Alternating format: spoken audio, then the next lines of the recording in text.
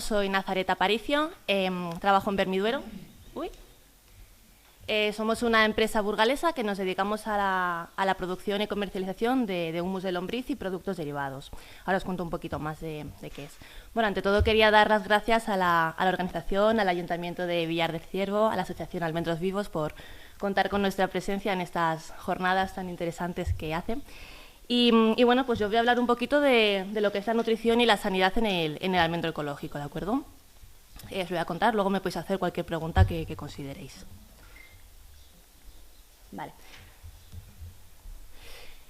Bueno, he considerado empezar hablando un poco de lo que es el suelo, ya que es la base de cualquier agroecosistema. Un poco por definirlo sintéticamente, podemos definir el suelo como el hábitat que soporta y sustenta a las plantas, ¿de acuerdo? Y a multitud de organismos que conviven con ellas. Procede de la roca madre que se ha ido disgregando y bueno, es un medio vivo en el que la materia orgánica se va descomponiendo gracias a la intensa actividad microbiana que tiene lugar en él. También es un elemento vulnerable en continua formación y evolución, siendo la acción humana uno de los factores que más le influye. En cuanto a la composición, bueno, el suelo está formado en un 50% por espacio poroso, un 50% por material sólido. El espacio poroso está ocupado por agua y por aire, mientras que el material sólido está principalmente ocupado por elementos minerales y una pequeña proporción, que normalmente va entre el 2 y el 5%, por materia orgánica. ¿De acuerdo? Vale. Conocer el suelo y saber cómo funciona es muy importante para conseguir equilibrar el sistema agrícola. En el suelo viven, además de las plantas, micro y macroorganismos que pueden, bueno, pues hay muchísima diversidad, lombrices, hongos, bacterias, virus, algas. Se estima que por cada hectárea podemos encontrar entre 1.000 y 3.000 kilos de peso seco en los primeros 20 centímetros del suelo, ¿vale? Para que os hagáis una idea, es una bestialidad. Entonces, la calidad y estabilidad del suelo es mayor cuanto mayor diversidad de organismos sustente. Por eso debemos dar mucha importancia y cuidar de los microorganismos del suelo, favoreciendo aquellas actividades que mejoren sus condiciones de vida. En un sistema ecológico, la primera labor consiste en trabajar con el suelo, conseguir que se alcance un equilibrio lo más pronto posible entre todos los organismos que lo pueblan, las plantas que se van a desarrollar en él y los nutrientes que alberga. El suelo, por tanto, como os he comentado, es fundamental en cualquier sistema, en cualquier agrosistema, y es un recurso no renovable, que se va degradando, se va perdiendo a un ritmo más alto del que se va formando.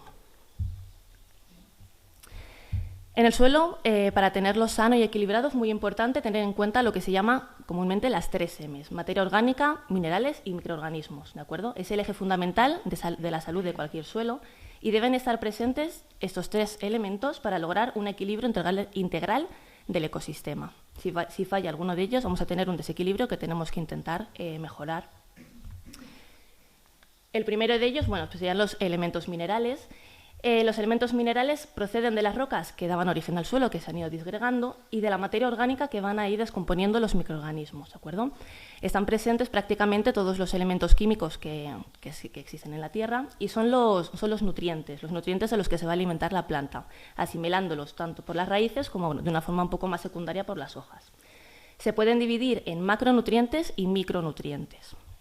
Los macronutrientes son los que están en mayores cantidades, ¿de acuerdo? Y son los que se van a encargar a grandes rasgos de la alimentación de la planta. Ahí se pueden diferenciar entre los macronutrientes primarios, nitrógeno, fósforo, potasio, y los secundarios, calcio, azufre y magnesio. Los micronutrientes están en mucha menor cantidad, hay mucha diversidad de micronutrientes, están en menor cantidad, pero aún así son indispensables para una correcta nutrición de la planta. Si fallan, van a dar lugar a carencias nutricionales. Los microorganismos, por su parte, como ya hemos comentado, muchísima diversidad, muchísima cantidad, bacterias, hongos, nematodos, algas. La vida de las plantas está condicionada por la existencia de esta amplia gama de microorganismos que viven asociados con ellas, ya que cumplen funciones como descomposición de la materia orgánica, fijar nitrógeno en el suelo, degradar sustancias tóxicas, restos de agroquímicos, producen sustancias y componentes naturales que mejoran la textura del suelo, controlan las infecciones y enfermedades de la planta, ¿vale? Entre otras cosas. En los terrenos que se encuentran erosionados y desprovistos de materia orgánica, la actividad de los microorganismos es casi ausente, mientras que en un suelo fértil provisto de acolchados de materia orgánica, la microbiología presente es la encargada de regular los procesos de intercambio de nutrientes y, con esto, en la salud de la planta. Actualmente, el uso de agroquímicos rompe esta autorregulación y crea condiciones que dejan susceptible a la planta ante el ataque de plagas y enfermedades. La tercera M que nos falta por tratar sería la materia orgánica, de la que más nos vamos a centrar en esta charla. La materia orgánica se puede definir como cualquier tipo de material de origen animal o vegetal que regresa al suelo después de un proceso de descomposición, en el que participan microorganismos. Pueden ser hojas muertas, estiércoles, plumas, pelos, huesos, animales muertos, productos de microorganismos. En los suelos cultivados, además, puede haber aportes de otros materiales. Algunas de sus funciones podemos nombrar, aporta estructura, aireación al terreno, reduce la erosión, favorece la retención de agua y aumenta la fertilidad del suelo. Entonces, todos estos materiales, todos estos residuos orgánicos, inician un proceso de descomposición o de mineralización, gracias a la actividad de los microorganismos, y cambian de su forma orgánica, de forma de seres vivos, a su forma inorgánica, los minerales. Estos minerales van a fluir por la solución del suelo y finalmente son aprovechados por las plantas y los organismos.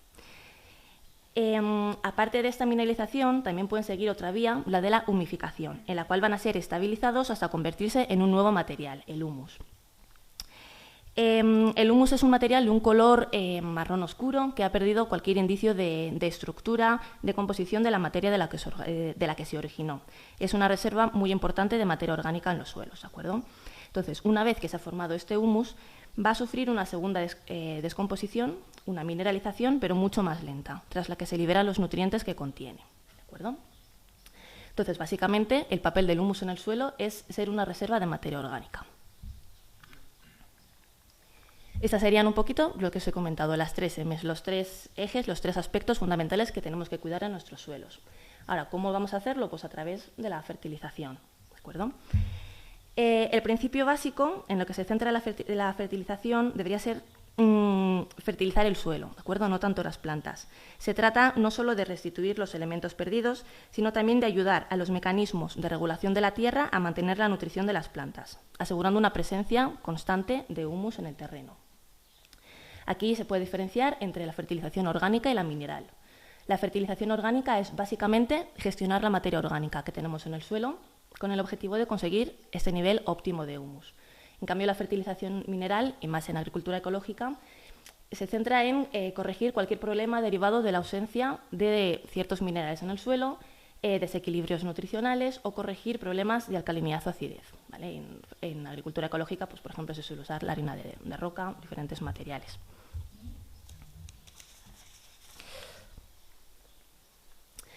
Centrándonos un poquito más en la fertilización orgánica, que como hemos dicho es el manejo de la materia orgánica en el suelo para mantener unos niveles constantes de humus, ¿de acuerdo?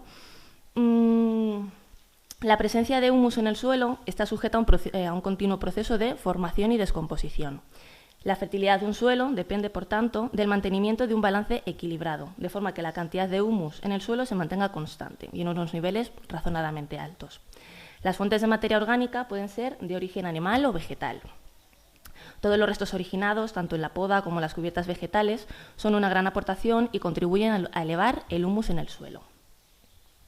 La materia orgánica se puede aplicar al suelo de diversas formas. Fresca, en forma de estiércoles animales, seco, mulch, acolchados, restos de cosecha, paja, y ya lo que sería la materia orgánica procesada, que sería el compost, el vermicompost. ¿Qué diferencia hay entre aplicar materia orgánica fresca o procesada?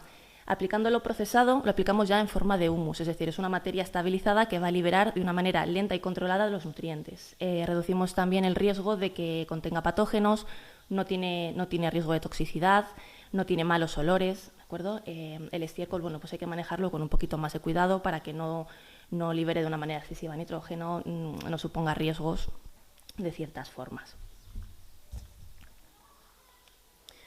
Vale. Dentro de las materias orgánicas procesadas, la primera sería el compost. El compost es el producto final del compostaje, que es un proceso de descomposición de la materia orgánica que está dominada por microorganismos y se da de una manera aeróbica. ¿De acuerdo? Es muy importante, esto está dominado por microorganismos y la condición de que tiene que ser aeróbico, tiene que ser en presencia de oxígeno. ¿De acuerdo? ¿Qué factores pueden influir a la hora de realizar un proceso de compostaje? Pues desde la naturaleza de los residuos, el tamaño de las partículas, factores como la temperatura, la humedad, el pH, la aireación. En el compost siempre se van a dar unas fases muy diferenciadas, muy claras, que tienen que darse una a continuación de otra, suceden de manera natural por la propia acción de los microorganismos, ¿de acuerdo?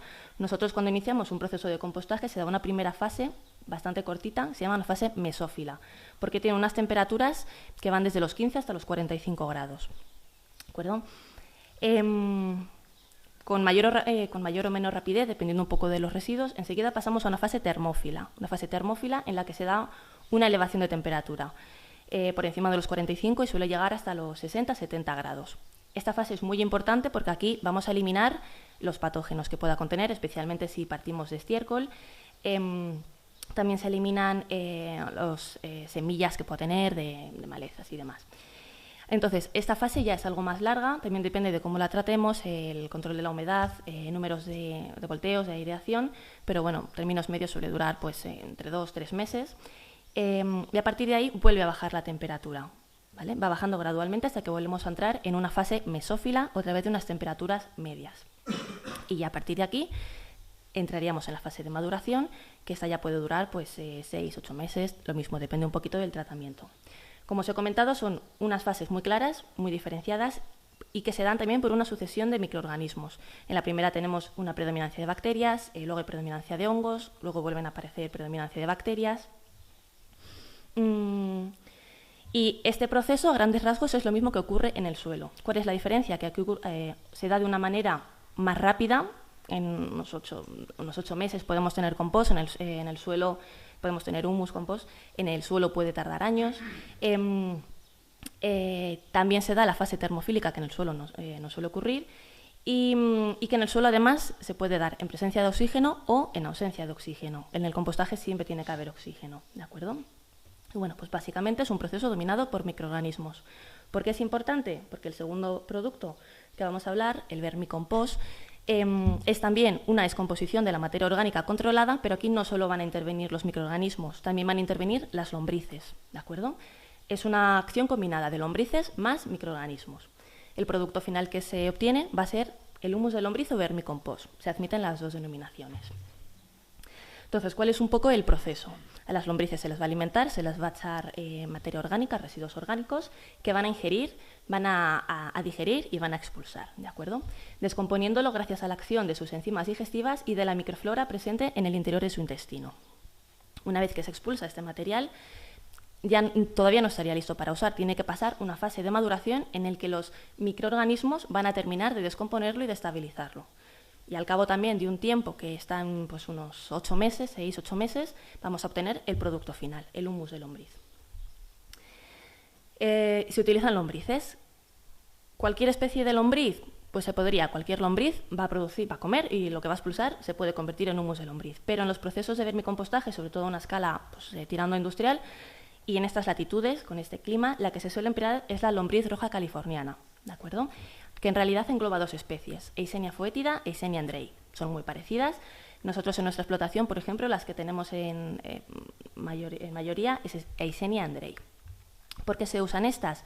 Porque son las más voraces, ¿vale? Cada día ingieren su propio peso en alimento, que claro, no parece mucho porque una lombriz pesa en torno a 1 gramo, pero si estimamos, por ejemplo, nosotros una persona que pese 50 kilos, si al día se alimentara de 50 kilos de comida, sería muchísimo. Entonces son muy voraces, por tanto van a producir también mucho humus. Se mantienen muy bien en situaciones de cautividad en el hábitat que las coloquemos, porque necesitan, como comentando, necesitan muchísimo porcentaje de materia orgánica en el medio. Entonces, en un suelo normal y corriente, en principio no van a sobrevivir o no se van a quedar. Nosotros las tenemos directamente en cúmulos de materia orgánica, en hileras que son hileras de estiércol con paja. Y luego también porque se reproducen muy rápido. En condiciones óptimas, cada 3 meses duplican su población. Entonces, a la hora de ampliar poblaciones es un factor importante. ¿Cuál es el proceso productivo que seguimos en nuestra explotación? Que luego, según explotaciones donde estén situadas, puede variar un poquito, pero nosotros en Vermiduero lo que hacemos en primer lugar es recibir la materia prima. En nuestro caso lo hacemos a partir de estiércol de caballo. Básicamente eso, ya también con el resto vegetal que viene de la propia cama, de la propia digestión del animal.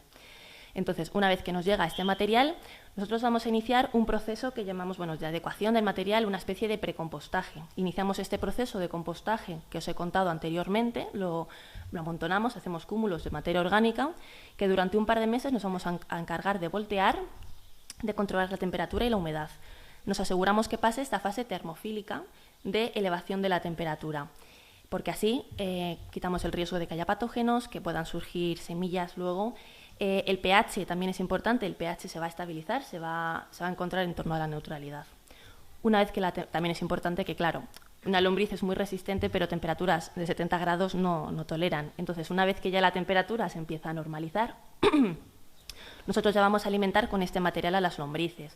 Lo vamos a colocar en las camas y se va a dejar ahí, depende un poco de cómo esté el clima, de las lluvias y demás, pero un mínimo de 6 meses, normalmente tendiendo más hacia los 8, incluso 10 meses, para que la lombriz, como os he comentado, haga este proceso de comer, digerir, expulsar y que luego terminen de madurar los microorganismos. Una vez que el material está listo, nosotros lo sacamos y ya vamos simplemente ya al proceso final de secado, cribado, envasar y comercializar. Y este es el proceso un poquito de producción del humus de lombriz. Uy, me he ido. El producto final que obtenemos, por lo tanto, es el humus de lombriz. Si hablamos en términos un poco técnicos, el humus de lombriz no sería un abono orgánico, ¿de acuerdo? ¿Por qué? Que un fertilizante o un abono orgánico tiene que tener unas concentraciones mínimas de nutrientes que están en torno al 5%, de uno o varios nutrientes. El humus de lombriz contiene tanto macro como micronutrientes, pero no llegan a este 5%. Entonces, técnicamente se le denomina una enmienda orgánica. Su principal objetivo no es aportar nutrientes, sino mejorar la propia estructura del suelo, aportando esta nutrición para la planta, pero siendo la primera función mejorar el suelo. Entonces, es un producto que a simple vista es muy similar a la tierra. Es humus, tiene un color marrón oscuro, no huele mal, huele a tierra húmeda, a tierra mojada, es completamente neutro, no tiene patógenos, no tiene fitotoxicidad, no va a quemar la planta. El humus de lombriz es un material que se puede usar en cultivos ecológicos y tiene muchísima carga microbiana. Se estima que 1 gramo de humus de lombriz contiene varios billones con B de microorganismos. Esta es una diferencia muy importante con respecto al compost, ¿de acuerdo? Porque el proceso combinado de lombrices más microorganismos hace que la carga final que tiene el humus pueda llegar a ser 10 veces superior, hablando de microorganismos, 10 veces superior a la que puede tener un compost tradicional, ¿de acuerdo? Entonces, esto es lo que hace que a la hora de aplicarlo al terreno marque la diferencia con otro tipo de productos naturales orgánicos.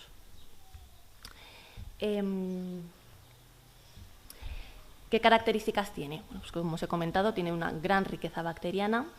Nos va a ayudar a proteger al cultivo. De esto os hablo ahora un poquito más adelante, pero bueno, básicamente la acción microbiana va a contribuir al control, a la reducción y supresión de patógenos vegetales y hongos. Aporta nutrientes al suelo y al cultivo de forma gradual. Es humus, esta materia orgánica que es una reserva de nutrientes, los va a liberar, va a ser una liberación lenta y controlada. No es necesario aportar humus de lombriz al terreno todos los años, en terrenos normales. Porque esta liberación va a ser continuada en el tiempo y va a ser tanto de macro como de micronutrientes, de manera que la planta va a tener todos los nutrientes que necesita de una forma equilibrada. Es compatible con el resto de fertilizantes, tanto químicos como orgánicos, tiene un elevado porcentaje de materia orgánica, superior al 35%, mejora la estructura del suelo en términos de aireación, de porosidad, reduce la erosión. Se puede aplicar en contacto directo con la raíz o semillas porque no tiene fitotoxicidad. Se usa mucho en trasplantes, en nuevas plantaciones para evitar que la planta sufra en este proceso y para favorecer el desarrollo radicular en estas primeras fases.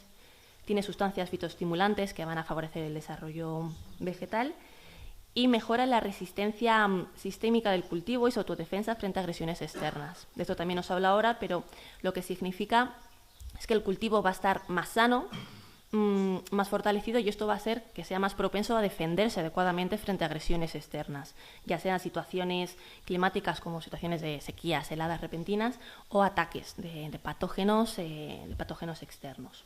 ¿De acuerdo? Y esto sería un poco lo que hacemos nosotros en nuestra empresa, ¿de acuerdo? Producimos este tipo de producto, el humus de lombriz. Luego, ahora centrándonos un poquito en el tema de la sanidad vegetal, que sería la segunda parte de la charla.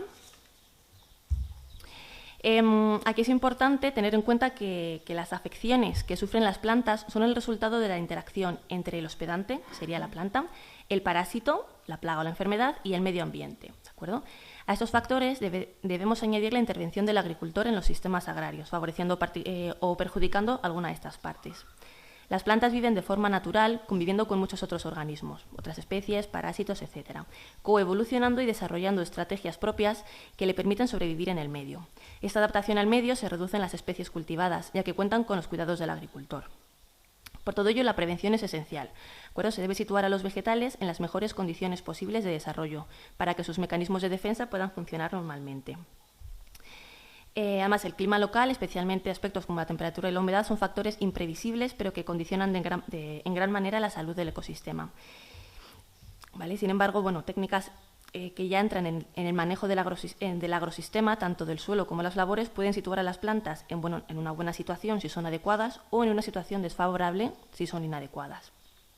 Por ejemplo, prácticas como la rotación y la asociación de cultivos tienen una gran importancia en el control de plagas y enfermedades. Una nutrición equilibrada y completa nos proporciona vegetales resistentes o tolerantes a una determinada población de parásitos, gracias a un equilibrio de la actividad biológica del suelo. Y solo nutriendo el suelo y elevando su fertilidad conseguiremos que éste a su vez nutra equilibradamente a los vegetales que cultivamos.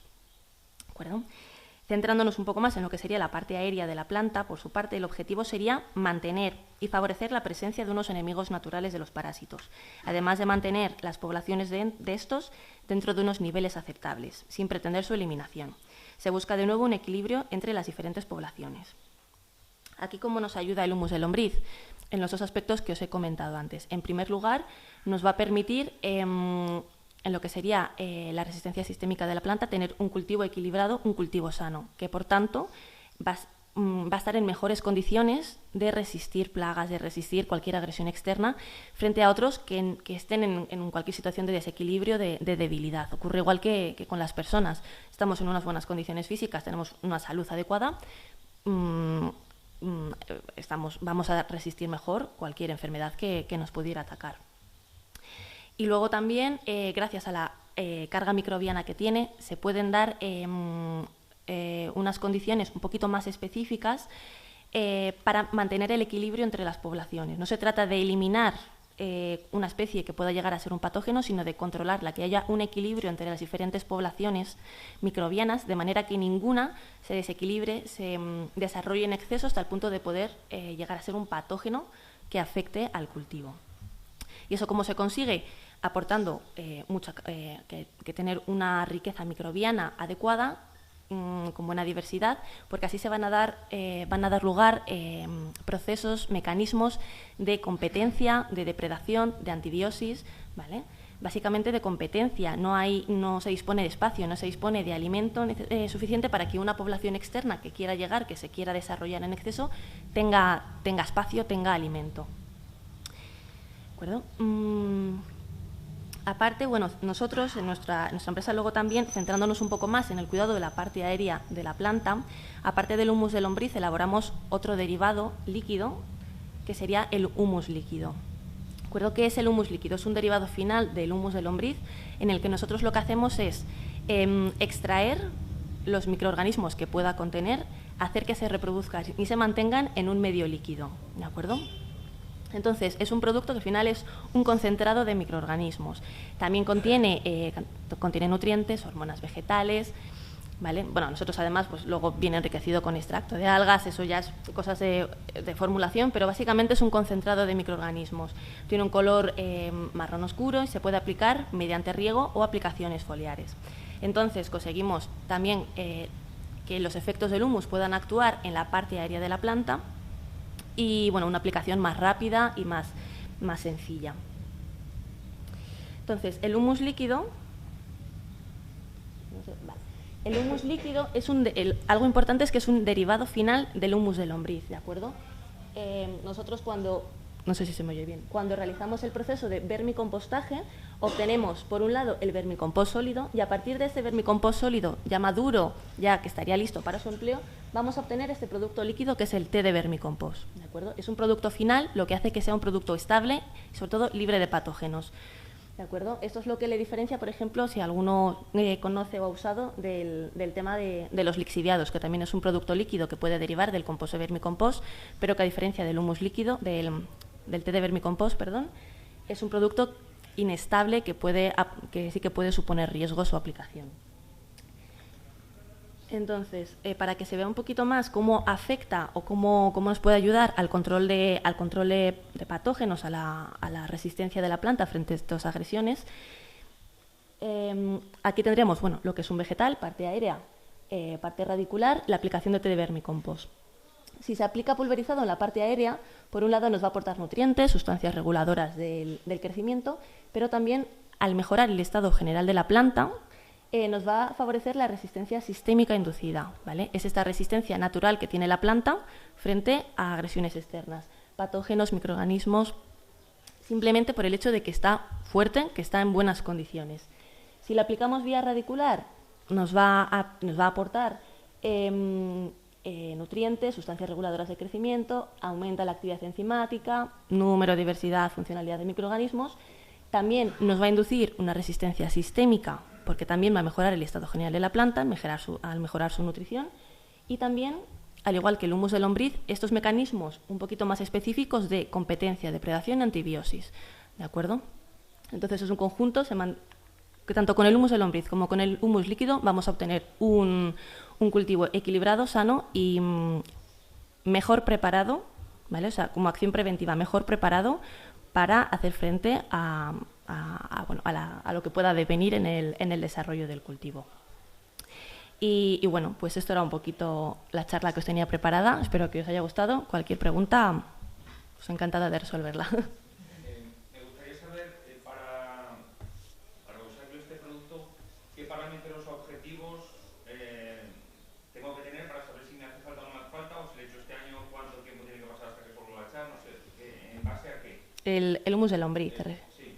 Vale, pues ahí básicamente es el nivel de materia orgánica que tengas en el suelo, el nivel de nutrientes, ¿vale? Ahí viene muy bien, pues como han estado comentando antes, el ir haciendo análisis periódicos del terreno para ver cómo está, para ver si tienes alguna deficiencia, tienes algún desequilibrio que haya que corregir. Si no, el humus de lombriz, nosotros lo que recomendamos es una aportación aproximada, pues como puede ser cualquier materia orgánica, pues como el estiércol, cada 3-4 años. Pero básicamente ir controlando eso, la materia orgánica que puedas ir teniendo. ¿Y dosificación más o menos de Vale. o así? Claro, ahí lo mismo dependería. Con unos análisis en la mano pues se puede hacer un cálculo un poco más exacto, pero en general está en torno a 2 toneladas por hectárea, 3. Depende un poquito de cómo está el terreno, pero así de forma general, ¿vale? Es una cantidad bastante inferior que la que se emplea de compost, bastante inferior al estiércol, pues porque es un producto que al final está como mucho más concentrado, sobre todo pues algo bueno que tiene la riqueza microbiana es que los nutrientes que tiene va a hacer que sean mucho más fácilmente asimilables por la planta, va también a facilitar la asimilación por la planta de las reservas que ya tenga el suelo de manera natural. Entonces, bueno, no hace falta un aporte tan elevado como podría ser el estiércol o el compost. ¿Qué producto natural recomendarías tú contra la bolladura, contra la lepra de los almendros? Y contra la orugueta también, que está pasando cualquier. Ahí ya yo no sé, no te sabría decir. Es que nosotros, claro, somos especialistas pues, en el humus de lombriz, el humus líquido. Yo te podría recomendar el líquido porque al final funciona bien un poquito para todo. Ya productos más específicos, pues ahí me pillas seguro que hay algún técnico que te lo puede resolver un poco más específicamente. ¿Cómo ajustáis la temperatura? Durante el proceso de compostaje ocurre de manera natural. O sea, sí, simplemente al amontonar la materia orgánica se inicia un proceso de descomposición y de manera natural, por el tema de los microorganismos que empiezan el proceso de descomposición a degradar esa materia orgánica, la propia actividad microbiana eleva esta temperatura. De hecho, nos genera más problema a veces el controlar que no se pase de alto la temperatura que el que no llegue. Claro, pero nosotros cuando hacemos este proceso de precompostaje todavía no tenemos las lombrices en el material. Nosotros lo ponemos en otra zona, amontonamos la materia orgánica, durante un par de meses estamos en el proceso de controlar esta temperatura y una vez que baje, que ya la temperatura se ha estabilizado, ya no va a volver a subir, ya es cuando lo añadimos a las camas de lombrices. Y ahí ya, pues en principio, no sería una materia todavía estabilizada del todo porque no hemos dejado que el proceso de compostaje finalice, pero ya la temperatura no sube. Entonces ya lo terminan de madurar las lombrices. ¿Alguna pregunta más? Sí, Miguel Ángel. ¿Un líquido en las hojas que nos ayudaría, que nos aportaría? Sí, pues mira, por un lado te va a aportar nutrientes, ¿vale? Porque son los nutrientes que extraemos del humus de lombriz, hormonas vegetales, entonces tiene una función de fertilización, pero sobre todo por el tema este microbiano que os he comentado, lo que hace es tener una función preventiva muy importante frente a ataques de patógenos, sobre todo fúngicos, que puedan afectar al cultivo. Un poquito el efecto que tiene es bueno, estos microorganismos lo que van a hacer es ocupar toda la superficie vegetal, entonces si viene una población exógena, externa, no va a tener ni el espacio ni el alimento que necesitan para desarrollarse hasta un punto. O sea, nosotros en agricultura ecológica, lo que os he comentado, no se trata de eliminar una cierta población, sino que esa población se mantenga en unos límites que no nos afecten, que no dañen al cultivo. Entonces nos puede llegar una población exógena, pero no se va a desarrollar hasta el punto de ser perjudicial porque va a haber un equilibrio. Es que es un tema un poco complicado. ¿Está? ¿No hay más preguntas?